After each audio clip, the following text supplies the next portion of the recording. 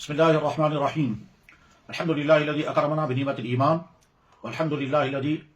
أنعمنا بنعمة الإسلام والصلاة والسلام على سيدنا محمد سيد الأنام وعلى آله وأصحابه الكرام إلى يوم القيامة أما بعد. حضرات، اللہ نے تمام انسانوں کو بے شمار نعمتوں سے نوازا ہے، مگر سب سے بڑی نعمت جو اللہ تعالیٰ شانہ بندوں کو عطا کرتے ہیں اور وہ نعمت ہمیں حاصل ہے وہ ہے ایمان کی دولت اور ایمان کی نعمت. ہر ایمان والے کو ہر وقت بار بار اس بات کا ادراک اور احساس کرنا چاہیے کہ اللہ نے کتنا بڑا احسان مجھ پر فرمایا، مجھے ایمان کی دولت عطا فرمائی، میرے مانگے بغیر، میرے سوال کے بغیر، میری درخواست کے بغیر، میرے جانے بغیر. یہ سب سے بڑا احسان اللہ کا بندوں پر ہے کہ ایمان کی دولت جسے نصیب ہوئی ہو. ایمان کی دولت ملنے کے بعد ہر ایمان والے کو یہ بات سمجھنی ہے کہ ایمان کی دولت ملتی بھی ہے اور اللہ بچائے ایمان کی دولت کبھی چھن بھی جاتی ہے. ایمان کی دولت کیسے چھن جاتی ہے؟ اس میں ایسے حالات آ جاتے ہیں جن کے نتیجے میں انسان ایمان کی نعمت کھو دیتا ہے اور کبھی انسان کو پتہ رہتا ہے اور کبھی انسان کو پتہ بھی نہیں رہتا. اللہ کے نبی علیہ الصلوۃ والسلام نے قیامت کے قریب جن فتنوں کے بارے میں پیشن گوئی فرمائی ہے ان میں سے ایک بڑا فتنہ یہی فرمایا کہ آدمی صبح کو مومن ہوگا، شام کو کافر ہوگا، شام کو مومن ہوگا، صبح کو کافر ہوگا. آپ نے ارشاد فرمایا یصبح الرجل مؤمنا ویمسی کافرا، صبح کو آدمی مومن بن کر کے اٹھے گا اور شام تک وہ کافر ہو چکا ہوگا. ایمان کی نعمت کیسے چھنتی ہے اس کے مختلف اسباب میں سے ایک بڑا سبب ہے انسان کسی گمراہی کا شکار ہو جائے، کسی گمراہ انسان کا فالوور بن جائے، کسی کنفیوز کرنے والے انسان کے کنفیوژن کا شکار ہو جائے اور اس کے نتیجے میں وہ چیزیں اپنانے لگے، وہ عقیدے اپنانے لگے، اس کی وہ سوچ بن جائے جس کے نتیجے میں اس کا ایمان چھن جائے گا. آج کا زمانہ چونکہ قرب قیامت کا زمانہ ہے، اس لیے مسلسل فتنے پھیلتے جا رہے ہیں اور ان فتنوں میں سے بعض فتنے تو صرف گمراہی کے حد تک ہیں اور بعض فتنے ایسے ہیں جن کے نتیجے میں ایمان والے کا ایمان چھن جاتا ہے اگر وہ اس فتنے کا شکار ہو گیا. اس وقت ایک اہم ترین مسئلے پر جو اسی سے جڑا ہوا مسئلہ ہے گفتگو کرنے کا ارادہ ہے، اور چونکہ اس گفتگو کی جب بہت زیادہ ضرورت پڑی اور بہت زیادہ شدید تقاضے آئے تب یہ گفتگو کرنے کا عنوان اختیار کیا گیا اور اس وقت یہ ویڈیو اسی غرض کے لیے بنائی جا رہی ہے. ہمارے پڑوسی ملک میں ایک فتنہ شروع ہوا جس فتنے کو شروع کرنے والے شخص کا نام تھا ریاض احمد گوہر شاہی. اس نے ایک تنظیم بنائی سرفرشان اسلام کے نام سے اور اس کے بعد پھر گوہر شاہی کا فتنہ شروع ہوا. اس فتنے میں بے شمار وہاں کے لوگ مبتلا ہو گئے اور جو لوگ اس میں مبتلا ہوتے گئے ان کا ایمان ختم ہوتا گیا، جیسا کہ وہاں کے بے شمار علماء کا متفقہ فیصلہ اور ہر مکتب فکر کا متفقہ فیصلہ ہے کہ گوہر شاہی خود اور اس کے فالوور، اس کو ماننے والے تمام کے تمام اسلام سے خارج ہیں، مرتد ہیں اور خارجہ اسلام ہیں. گوہر شاہی نام کا شخص کوئی زیادہ پڑھا لکھا نہیں تھا. ابتدائی زمانے میں یہ کوئی میکینک کا کام کرتا تھا یا ویلڈنگ کا کام کرتا تھا اور اس کے کچھ عرصے کے بعد اس نے روح بدل دیا اور اپنے آپ کو سید کہلانا شروع کیا، حالانکہ وہ مغل خاندان کی کسی شاخ کا فرد تھا اور اس کے آبا و اجداد کشمیر کے رہنے والے تھے. بہرحال اس مغل خاندان کے فرد نے اپنے آپ کو سید کہلوانا شروع کیا اور اس کے بعد پھر ناواقف، سیدھے سادے، ان پڑھ اور توہم کا شکار کمزور ایمان والے لوگوں کا اپنا فالوور بنایا، یہاں تک کہ پھر اس نے اپنی گمراہ کن عقائد بیان کرنے شروع کیے. اس کے گمراہ کن عقائد بڑے حیرت انگیز ہیں اور نہایت ہی افسوسناک ہیں، خاص طور پر ان مسلمانوں کے لیے جو مسلمان اس طرح کے گمراہ کن عقائد رکھنے والے شخص کو اپنا بہت کچھ ماننے لگے ہیں. اس کی وہ دنیا سے جا چکا ہے. اب اس دنیا میں اس کی طرف سے جو اس کا نائب بنا ہوا ہے اس شخص کا نام ہے یونس الگوہر. یہ کہیں یورپین ملک میں ہے اور اس کا ایک ٹی وی چینل چل رہا ہے. اس ٹی وی چینل کے ذریعے سے وہ اپنے ان گمراہ کن عقائد کا پرچار کرتا رہتا ہے. اب آپ چند ان کے برے غلط عقائد سنیں. یہ یونس الگوہر اپنے چینل پر کلمہ پڑھتے ہوئے لا الہ الا اللہ کے بجائے لا الہ الا ریاض پڑھتا رہا اور وہ نیٹ پر موجود ہے. اسی طرح سے ریاض گوہر شاہی کو رب الارباب کہتا رہا. خود ریاض گوہر شاہی کے کفر عقائد کیا ہیں؟ کلمے میں تبدیلی کر کے ریاض گوہر شاہی نے اپنی کتاب حق کی آواز میں کلمہ لکھا لا الہ الا اللہ گوہر شاہی رسول اللہ. اسی طرح سے قرآن کریم کے بارے میں اس نے کہا کہ قرآن کریم ظاہر میں تو 30 پارے ہیں، باطن میں یہ 40 پارے ہیں اور ان 40 پاروں کا پتہ ہم کو عبادت اور ریاضت کے ذریعے پتہ چلا. یہ ریاض گوہر شاہی یہ بھی کہتا ہے کہ اللہ تعالیٰ مجبور ہے، شہرہ کے قریب ہونے کے باوجود وہ دیکھ نہیں پاتا ہے یہ انسان پر کیا بیت رہی ہے. یہ ریاض گوہر شاہی کہتا ہے کہ نماز، روزہ، حج اور عبادات ان میں کوئی روحانیت نہیں. روحانیت نام ہے جب دل سے ٹک ٹک کی آواز آئے اور اللہ کی آواز ٹک ٹک کی طرف سے آئے تب یہ روحانیت آئے گی. اس کا کہنا یہ ہے کہ ایمان اور کلمہ پڑھے بغیر بھی روحانیت حاصل ہو سکتی ہے. اللہ کی پہچان کے لیے روحانیت سیکھو چاہے کسی بھی مذہب کے ہو. یعنی بالفاظ دیگر وہ یہ کہنا چاہتا ہے کہ اگر کوئی اسلام کے باہر کسی اور مذہب کا فالوکار ہوگا، ماننے والا ہوگا، وہ بھی روحانیت سیکھ سکتا ہے، وہ بھی روحانیت اونچے مقام پر آ سکتا ہے۔ اس لحاظ گوہر شاہی نے اپنے بارے میں خود تو دعویٰ نہیں کیا مہدی ہونے کا، لیکن وہ یہ کہتا ہے اگر لوگ ہمیں مہدی سمجھ رہے ہیں تو لوگوں کو اتنا ہی فیض ملتا ہے جتنا وہ ہمیں پہچان پائے۔ اس کے معنی بالفاظ دیگر وہ کہہ رہا ہے کہ میں مہدی تو ہوں، مگر مہدی ہونے کی پہچان میرا دعویٰ نہیں ہے، بلکہ لوگ خود جتنا مجھ سے فیض حاصل کرتے رہیں گے اتنا ہی ان کو فیض ملتا رہے گا اور ان کو سمجھ میں آ جائے گا کہ میں مہدی ہوں۔ اس نے ایک احمقانہ دعویٰ یہ کیا کہ میری تصویر چاند میں، سورج میں، حجر اسود میں ہے، اور حجر اسود ظاہر سب مسلمان جانتے ہیں کہ حجر اسود خانہ کعبہ کے اندر لگا ہوا وہ مقدس پتھر ہے جو جنت سے آیا ہوا ہے۔ حجر اسود کے اندر اس کی تصویر، چنانچہ وہاں کے علماء نے امام حرم کو خط لکھا کہ یہاں ایک شخص نمودار ہوا ہے گوہر شاہی کے نام سے، وہ یہ کہتا ہے کہ حجر اسود میں میری تصویر ہے، اور ساتھ میں کہتا ہے کہ خانہ کعبہ کے امام صاحب نے اس کی تصدیق کر دی کہ حجر اسود کے اندر گوہر شاہی کی تصویر ہے۔ وہاں کے جو باقاعدہ امام ہیں شیخ ابن سبیل، انہوں نے جواب میں خط لکھا یہاں اس نام کا کوئی امام ہی نہیں ہے جس نام کا تذکرہ آپ لوگ کر رہے ہیں، اور حجر اسود میں کہیں کوئی تصویر نہیں ہے۔ پھر انہوں نے لکھا یہ شخص دجال ہے اور فریبی ہے، ضال اور مضل ہے۔ یہ گوہر شاہی جو اب مر چکا ہے وہ یہ کہتا ہے کہ حضرت موسیٰ علیہ السلام کی قبر آپ کے جسم عطر سے خالی اور شرک کا اڈا ہے۔ ایک جگہ یہ کہتا ہے مرزا غلام محمد قادیانی تو بہت بڑا عابد اور زاہد شخص تھا، یہ کہتا ہے کہ انبیاء علیہ السلام تو اللہ کی دیدار کو ترستے ہیں اور اولیاء کو ہر وقت دیدار ہوتا رہتا ہے۔ یہ کہتا ہے کہ بھنگ اور چرس کوئی حرام چیز نہیں ہے، بلکہ یہ وہ نشے کی چیزیں ہیں جس سے روحانیت میں اضافہ ہوتا ہے۔ ساتھ میں کہتا ہے کہ علماء نے خواہ بھنگ اور چرس کو حرام کر رکھا ہے۔ یہ اور اس طرح کے بہت سارے عقائد ہیں جو ان کی طرف منسوب ہیں۔ اس خطے کے تمام طبقات کے علماء نے، جن میں سب سے پہلے خانہ کعبہ کے امام محمد ابن عبداللہ سبیل رحمہ اللہ تعالی، مولانا محمد یوسف الدوانی دارالعلوم کراچی، دارالعلوم جامعہ بنوریا،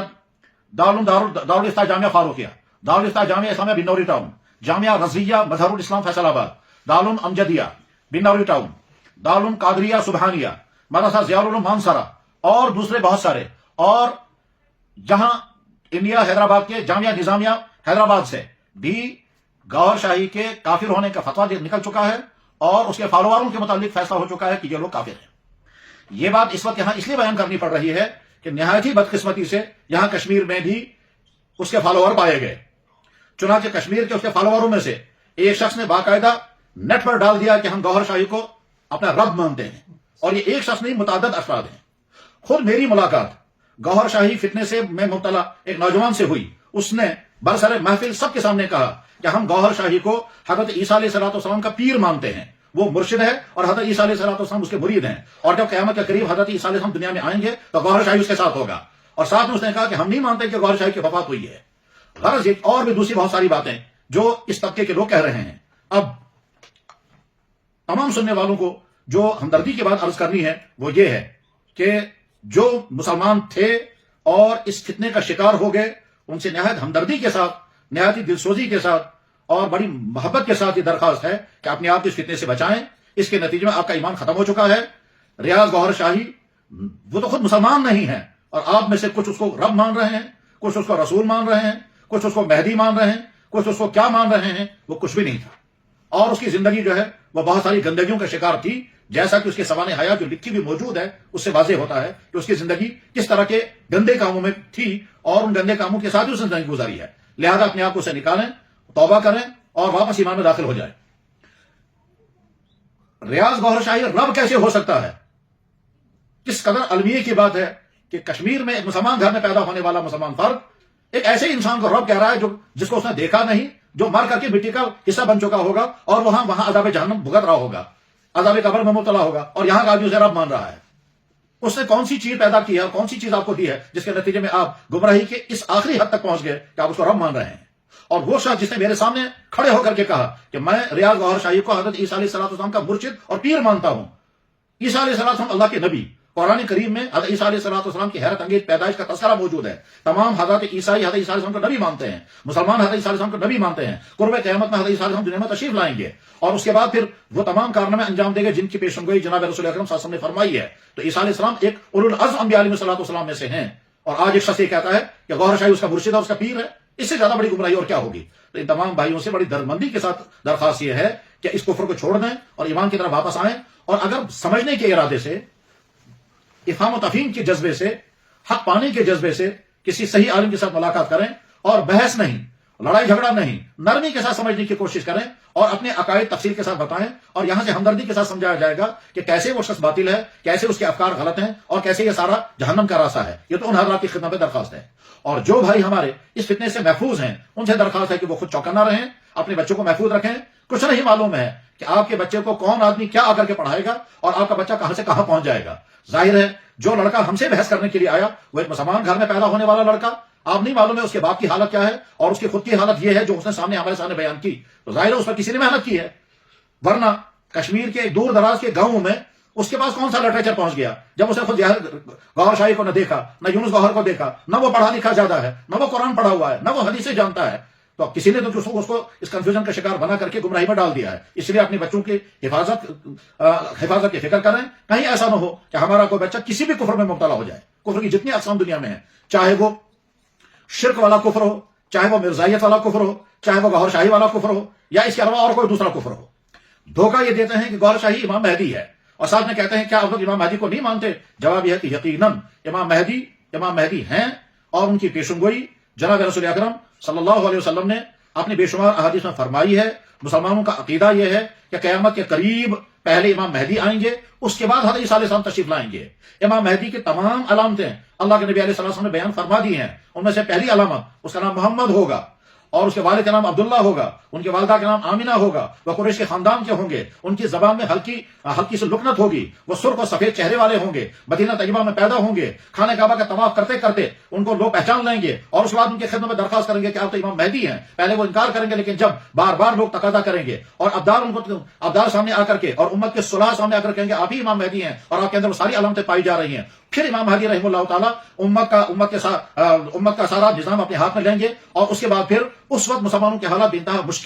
مشکلات والے ہوں گے، اور مسلمانوں کے خلاف چاروں طرف سے یلغار چل رہی ہوگی، پورے عالم میں کفر پھیل چکا ہوگا، مظالم عام ہوں گے، یہاں تک امام مہدی رحمہ اللہ تعالیٰ ایک لمبا سفر کر کے ملک شام پہنچیں گے۔ بیت المقدس کے قریب دمشق مشہور شہر ہے، دمشق کے اندر جو جامع مسجد ہے، اس جامع مسجد کے سفید مینارے